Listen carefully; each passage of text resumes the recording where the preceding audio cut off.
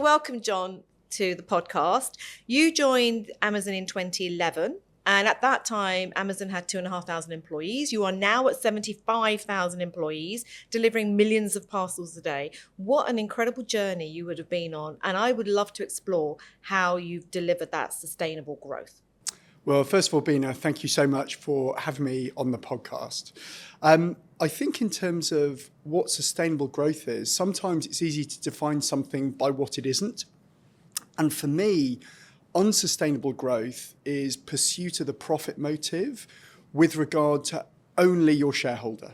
If you like, it's sort of the Milton Friedman doctrine on steroids. And I think that's what unsustainable growth is. For me, sustainable growth is running a business in a way that creates economic value, but serves the needs of all of your stakeholders, whether that's customers, whether that's your employees, or whether that's the communities where you operate. At Amazon, we have a number of leadership principles, and one of the most recent ones we introduced just a couple of years ago talks to this exact point. It's called Success and Scale Bring Broad Responsibility. And what that says is we started in a garage, but we're not there anymore. We're a big business, and the things that we do have second-order impacts. And as a leader, I think it's really important that you're conscious of all of your stakeholders and the impact you have in the communities where you operate and indeed on the planet at large as well. And you know what, I've known you some time, and when you talk about your responsibility to community comes really through loud and clear on a personal level as much as an organisation. And we're going to talk a little bit about the work around social mobility later, because I know you're extremely passionate and committed to that. Before I do that, but you talk about what it's not in the pursuit of profit purely, but do you think it is possible, and I guess through your lens of Amazon, do you think it is possible to meet the needs of people, planet and profit? Absolutely. I think it's essential that we do that. At Amazon, we have sort of 4 overall guiding principles. That sort of obsess over customers, focus on the long term, commitment to operational excellence, and a passion for invention. And we apply those principles to all stakeholders, to all parts of our business. So if I think about planet, for example, back in 2019, we came up with something called the Climate Pledge. And that was our commitment to be net carbon zero by 2040, 10 years, or net zero carbon rather, 10 years ahead of the Paris Agreement. We've since signed up over 400 businesses globally, including more than 100 in the UK, to follow us on that mission. We then look at the different parts of our business. So if you start with energy, we're the world's largest corporate purchaser of renewable energy, and also in the UK as well. We've got 5 wind farms, we've got 29 solar installations, and when fully operational, they will power enough electricity, the equivalent of more than 1 million homes. We've made a commitment to invest £300 million to decarbonise and electrify our transportation network. We've got more than 1,000 electric vans. We've got 9 electric HGVs. We've got what we call micro-mobility hubs in London, in Manchester and Glasgow. And right down to the consumer experience, we've taken out all plastic packaging from parcels you receive from Amazon over the past couple of years. So at every level of our business, we're applying those same principles to how we engage more broadly in the planet. And I remain optimistic about what we can achieve here. It's hard to imagine life before Amazon and, this sort of 24-hour delivery expectation that many consumers have. And we hear a lot about the impact that may or may not have had on the high street. I was wondering if you had a view of what the retail industry, as we look forward, what that might feel like and look like? Well, Bina, I've been in retail now for 18 years. And the reason that I was attracted to the retail industry was the fact it was dynamic, really fast-paced. It was all about innovation. It was all about focusing on the customer. And what I've come to appreciate over time is the role that the retail industry plays in the broader UK industry, in the broader UK economy. It's often a gateway employer. Lots of people's first jobs are in retail, so it's really, really important. What we know with retail is that the switching costs are really, really low. And that old adage, that if you have a good experience, you'll tell one person, but if you have a bad experience, you'll tell 10 people.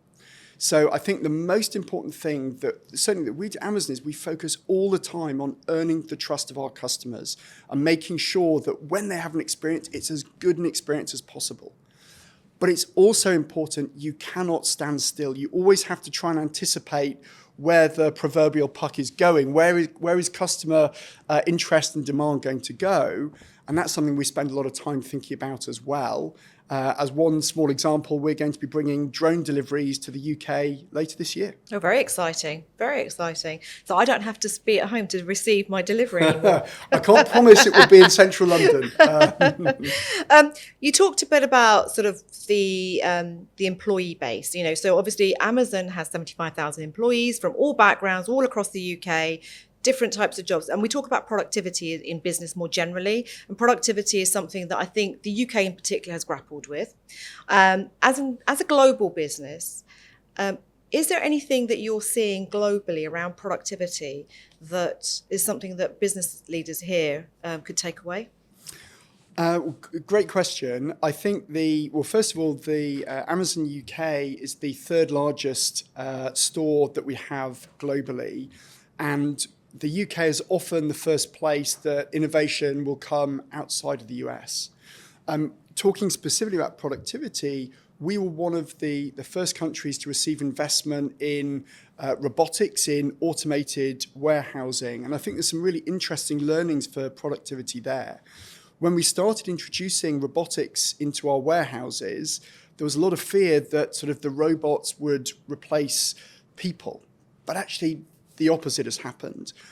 Where the old model, where you'd have big warehouse and employees would get a list of products and they'd sort of walk up and down these long aisles, that's been replaced by the robots effectively moving things around and bringing the products to the employee. So when we put robotics into a warehouse, three things happen. The first thing is we're able to carry many more products for customers. So we offer that more choice. The second thing that we see is we're able to employ more people. And the roles that we're employing people into are higher skilled roles, because now you need people who are going to maintain the robots, who are able to go onto the robotics field, and they're higher skilled roles than we would have had previously. And the last thing that we see is that our productivity goes up really significantly. So as a recipient of early investment within sort of the broader Amazon network, we're really seeing the benefits of investment in automation and robotics, and that's having really beneficial impacts on our employees as well.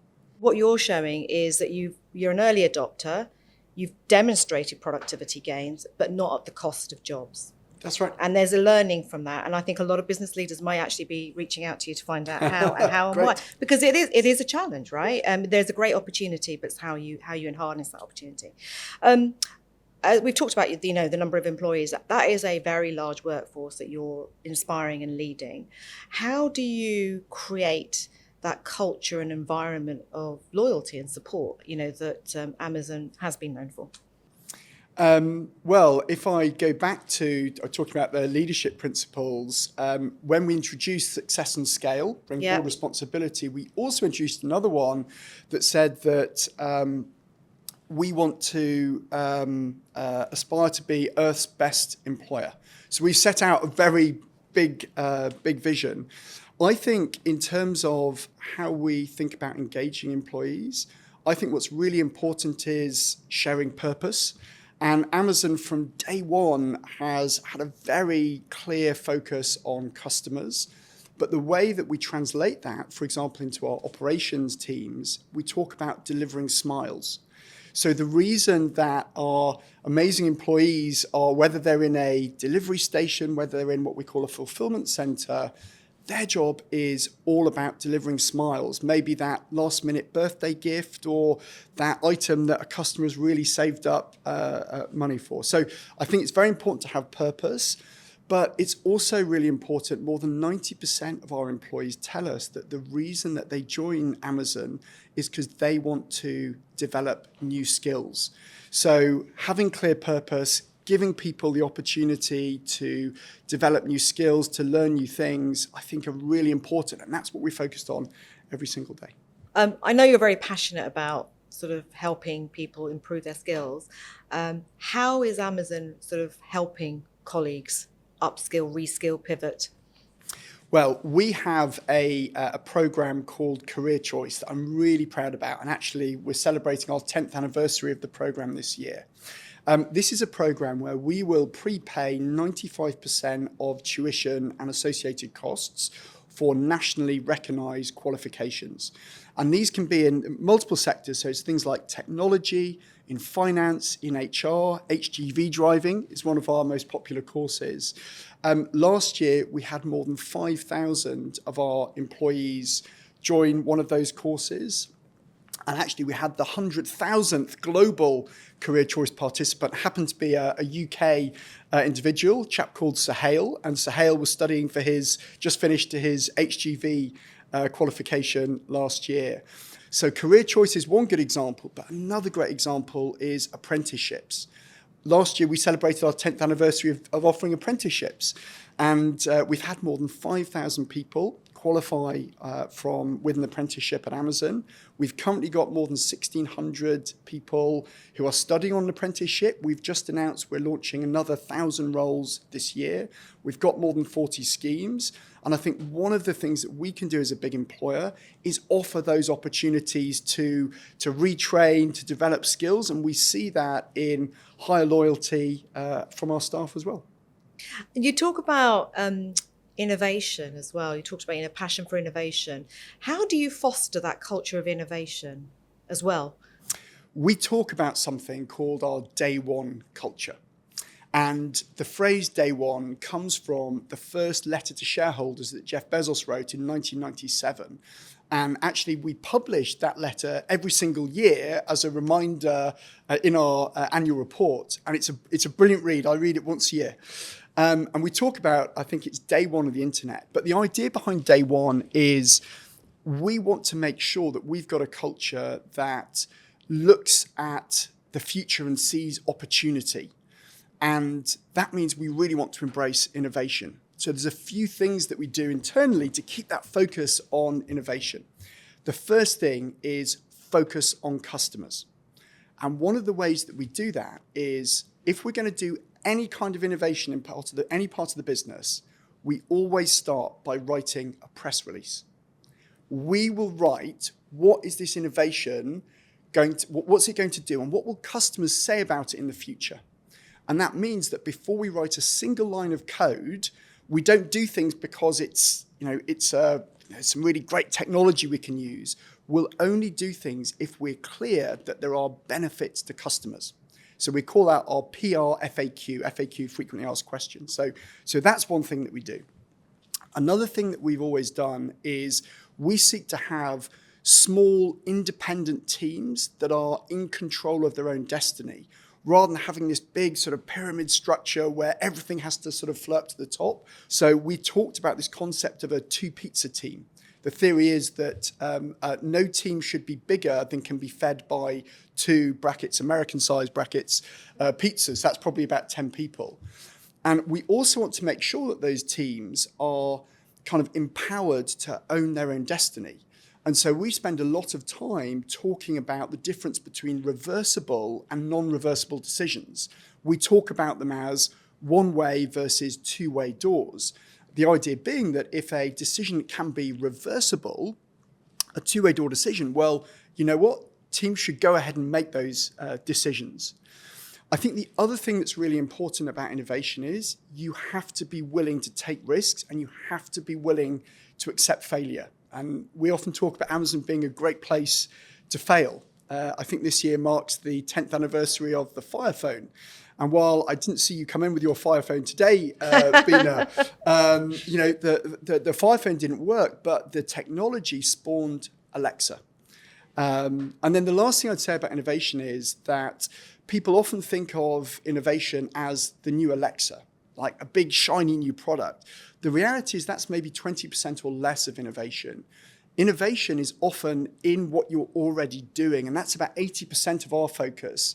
So if we talk about speed, for example, the basic premise of how you get a product to a customer, you've got a warehouse, you've got a van, you've got a driver. It's pretty basic, hasn't really changed, but we put a lot of focus on that. And just last year, we were able, through a bunch of changes and innovations to our processes, bring down our fastest delivery last year was actually only 75 minutes from the moment a customer clicked buy to when we delivered the product. And that's down to innovation every single day in our core processes. Somebody once said to me, a long-term thinking is really just a series of short-term thinking. I'd be intrigued to understand how you, as the leader of Amazon here, have navigated that. Yeah. So we're very fortunate that right from day one, we've had a focus on the long term. And Jeff Bezos talks about a willingness to be misunderstood. And it means that some of the investment timeframes we'll look at, whereas other businesses that I've worked in before would have a shorter term horizon, we'll often look at a 5-year or a 7-year horizon. But the UK, Amazon UK, we've invested disproportionately here. We've actually invested £56 billion in the UK since 2010. And when we look at why we invest, kind of in places, there are sort of 3 big reasons. The first of those is there consumer demand? Well, absolutely, there is in the UK. Secondly, is there a ready supply of talent? In the UK, absolutely, world-class universities and places that people want to live. But the third reason that we've invested in the UK is because the UK has a historical reputation for a world-class regulatory environment. And if we go back to the dark days of COVID, early days of COVID, we were looking to create 2 COVID testing labs, and we could have put them anywhere in the world. We wanted to put one in the US, and one could have been anywhere else. And we ended up putting that testing lab in Salford.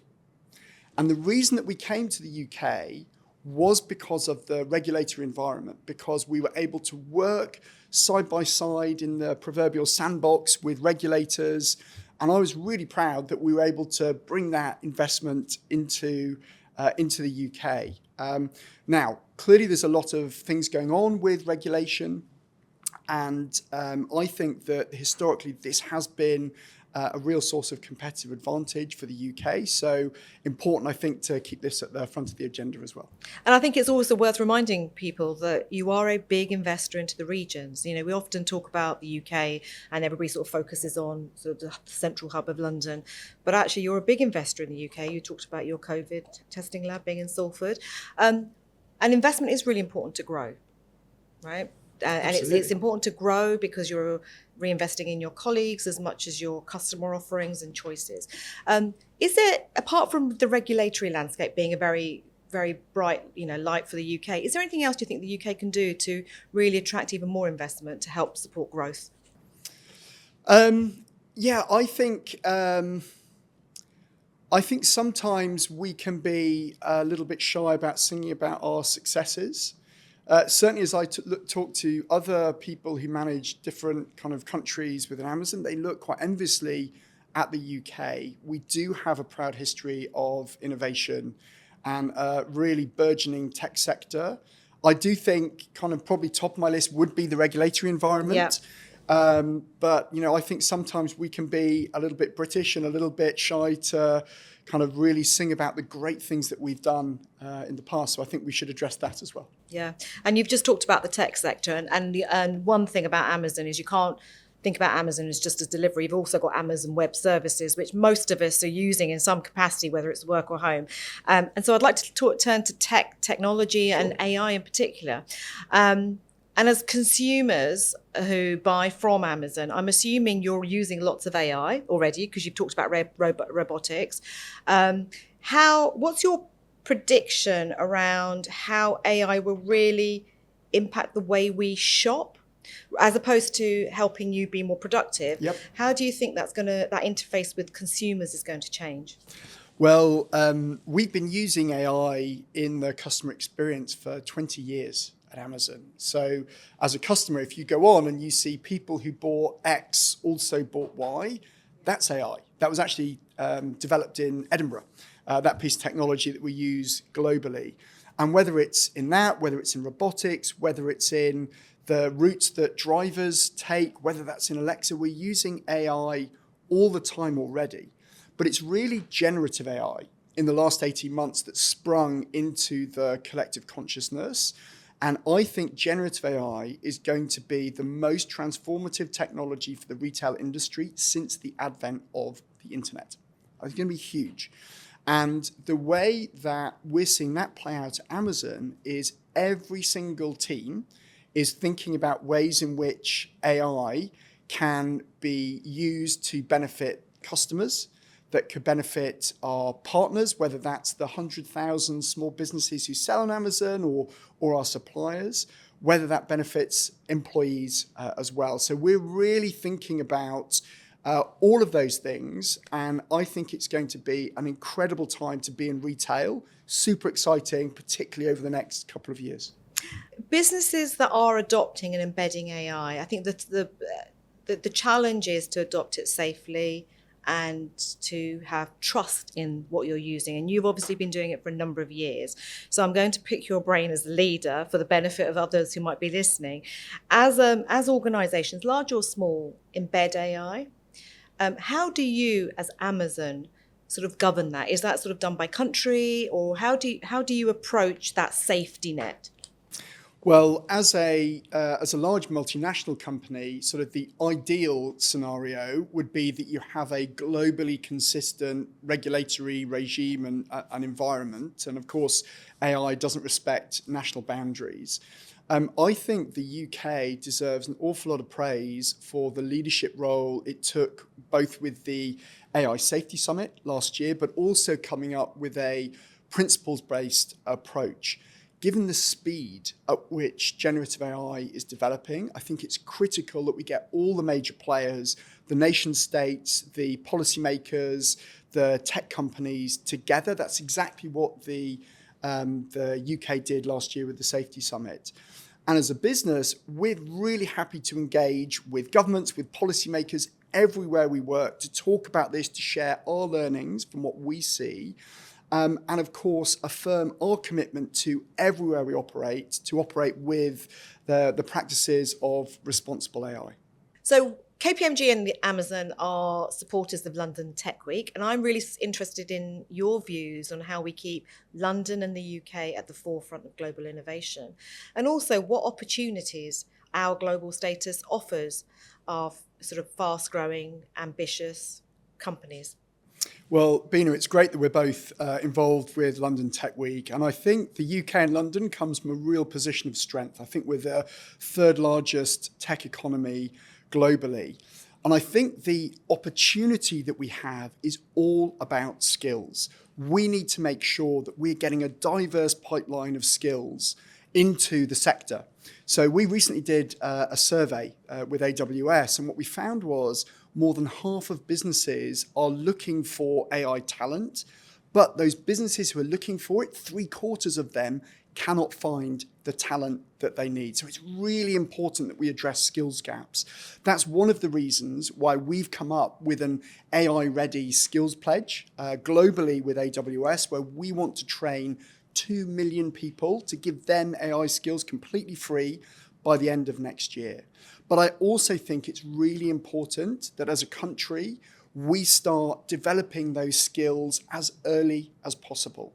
And that's why we're starting at school. We have a fabulous program called Get IT, where we'll encourage girls in particular around the ages of 12 to 13 to adopt STEM subjects for GCSE.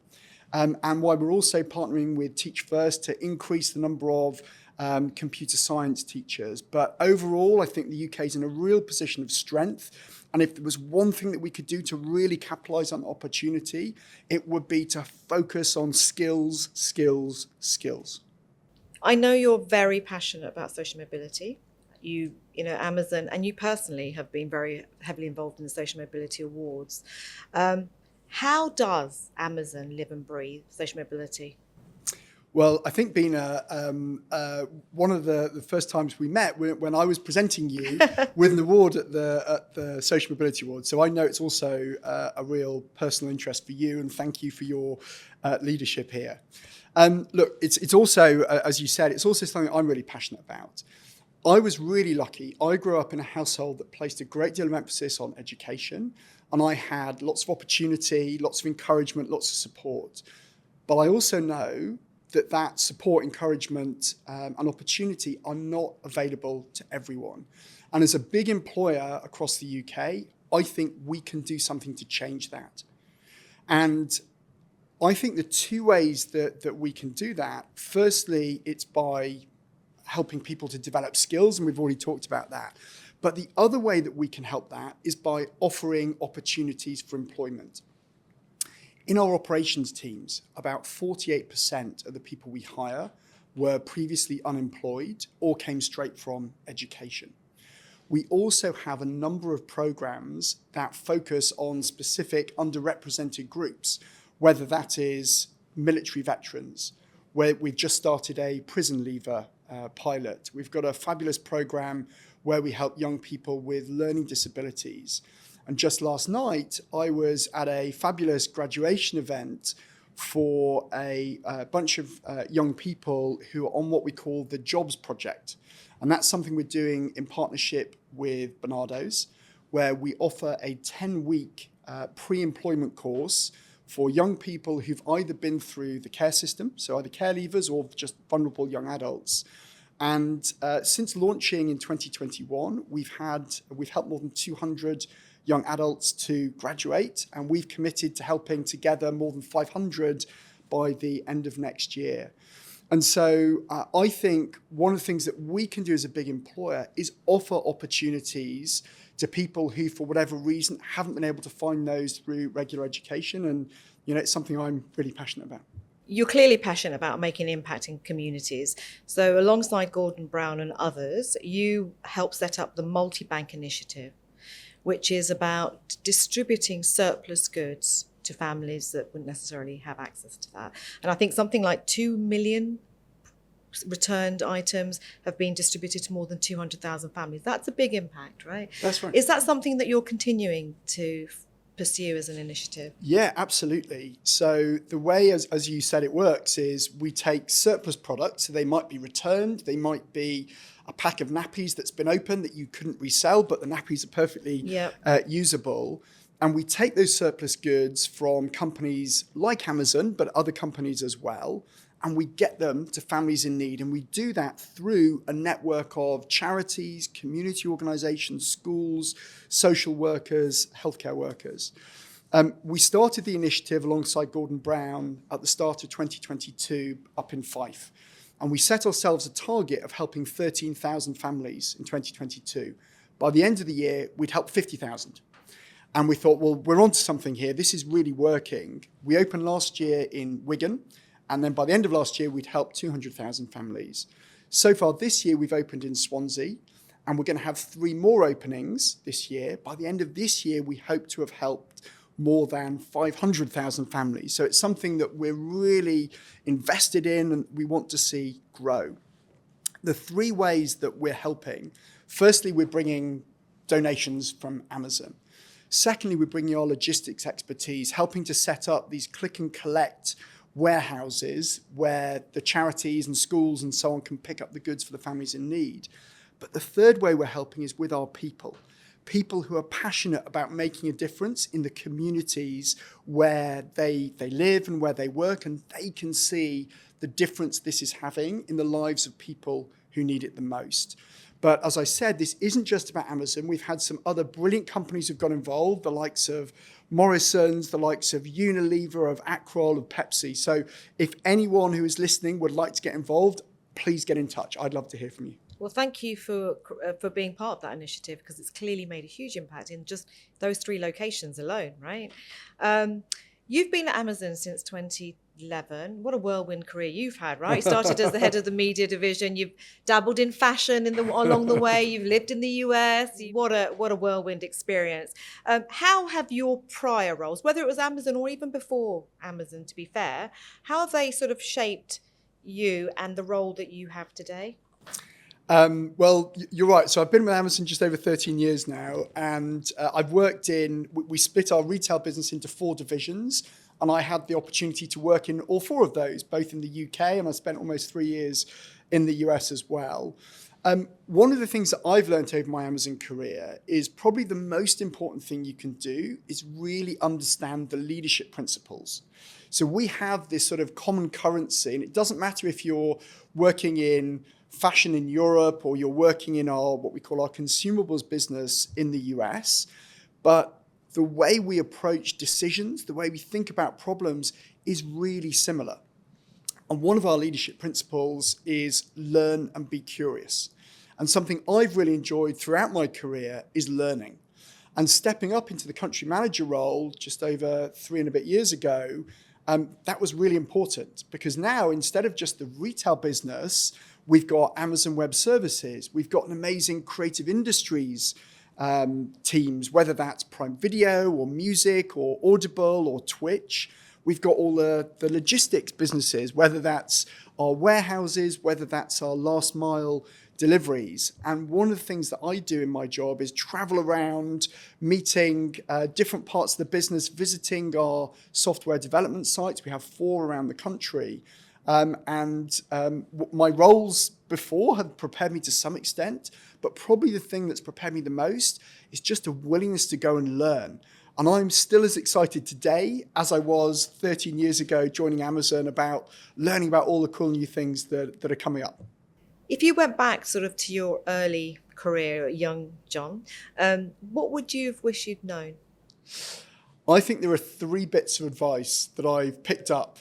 One of them I did get on my first day at work, which was brilliant, and it was know what's on the back of your T-shirt. And the idea behind that advice is when you leave a room, what is it that people are going to say about you? What's the impression that you're going to cultivate? Are you someone who makes things happen, or are you someone who raises issues all the time, for example? Related to that, the second bit of advice would be do what you say you will do. When I speak to lots of people, often at the start of their careers, there's lots of focus on, I'm worried that I might not be in the right team. Am I in the right sector? Have I got the right project? And actually, the most important thing that you can do, I think, in your career is do what you say you will do. Learn how to get things done in an organization. So I think that's really important. Then the last bit of advice, probably the most important, is don't take yourself too seriously. I heard this terrifying statistic. The average child will laugh about 400 times a day. Do you have a sense for how many times a day an adult laughs? 15. Wow. We spend way too much time at work. And I'm absolutely determined that if I'm going to spend lots of time at work, I'm going to laugh more than 15 times a day. I think it's really important that you enjoy yourself while you're doing, of course, very serious work. I think it's really important to do that. Now, at Amazon, we talk about this sort of 3 things of working hard, making history, but having fun. Sometimes, if we're not careful, we can forget to have fun. I'm determined we're not going to do that. I love that. I love that. What sustains you beyond work? Well, I think, like most people, friends and family, really, really important. And some of the ways that I kind of try and maintain some sort of balance, I've started this year meditating. So I'll try and do 10 minutes a day. I think I've managed all but 2 days so far this year. And that's really important because there's lots of noise, lots of craziness, and just taking 10 minutes to try and shut that noise out is really important. I think the second thing is physical exercise. So whether that's going for a dog walk, just getting out into nature, or whether that's doing sport. I've picked up this year. I now have picked up playing hockey again after a long hiatus, playing the same team as my son, which I really enjoy. And then the last thing is, again, I read a brilliant book a couple of years ago called 4,000 Weeks by Oliver Burkeman. And 4,000 weeks is the average lifespan that you have if you live to about 80 years old. It's a terrifyingly short number of weeks. And I often think that, when you get to the end of your life and you look back and you say, what am I going to regret? Am I going to regret not sending that extra email on a Saturday? Am I going to regret not working two extra hours? No, I'm going to regret not being there for my kids when they were growing up, or not being there for my family when they needed it. And I think that's really important. And what that means for me is being comfortable putting your laptop down at the end of the day and spending time with friends and family and trying to be present. I think that that last one will resonate with most individuals, no matter what age. This has been such an energizing conversation, as I knew it would be, John, with you. And what you said at the front, success and scale brings responsibility. It just hits everything you've talked about, whether it's about how you empower your colleagues, how you open opportunities, how you give confidence in AI, not just within your own business, but I think from listening to what you've just talked about, hopefully people will walk away with a bit more confidence around the opportunities of AI and not just worry about the safety risk of AI, because I think you can adopt it safely. You talked about social mobility, which I know you live and breathe, but that comes through in everything you do in your work environment too. So, you sort of embody all the values of Amazon, not because of Amazon, but because I think that's what you stand for. Just a couple of other things I think worth taking away. Earning trust, and it doesn't matter who your stakeholders are. That's really fundamental to everything we do in business, and especially sustainable growth, because there is a trust element that what you're doing is not the disadvantage of something else, which is the first thing you said. Yep. What you are not is just there to make profit. Yep.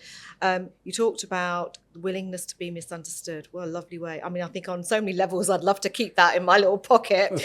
But deliver with a smile. And that's exactly everything you stand for too. So, and your 3 bits of advice: know the back of your T-shirt, wonderful. Do what you say you will do, and don't take yourself too seriously. Again, about having fun. So thank you very much. Thank you, Bina.